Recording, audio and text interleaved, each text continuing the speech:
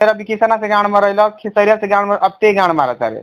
आ खेसरियो जानत रहे कि हीरो बने से पहले पवन सिंह अक्षरा के गान मारत रहन, तो उ रखलस, फिर खेसरिया से गान मारा गेल तो फिर ते रखले, तो फिर हाँ फ्रेंड साहब हो बढ़िया होंगे। तो अभी को रिकॉर्डिंग में तो आप लोगों को कुछ समझ में आ ही गया होगा। अगर समझ में नहीं आएगा तो प्लीज़ वीडियो को लास्ट तक बने रहें, पूरे डिटेल से समझाते हैं। लेकिन इसमें तो अभी सुने ही होंगे अक्षरा और खेसारी और पवन भैया का भी पूरे गंदे तरीके से नाम लिया गया है।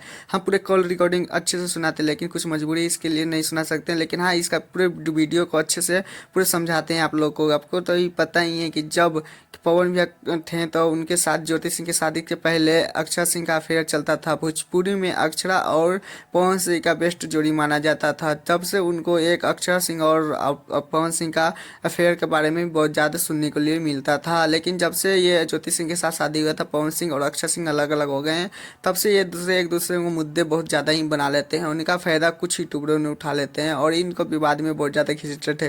लेकिन को रिकॉर्डिंग में बाद में बहुत पवन भैया ने ही गाली गलौज कर दिया और उसको धमका भी दिए पवन भैया, तो शांत हो गए। लेकिन आप लोग मेरे चैनल पर चैनल को सब्सक्राइब, वीडियो को लाइक करें। हाँ, लेकिन अपना कमेंट पर विचार देते हुए जाएगा कि जब अक्षरा सिंह और पवन सिंह का बेस्ट जोड़ी माना जाता था, अच्छा लगता था या नहीं। अपना प्लीज़ अच्छी विचार लिखिए।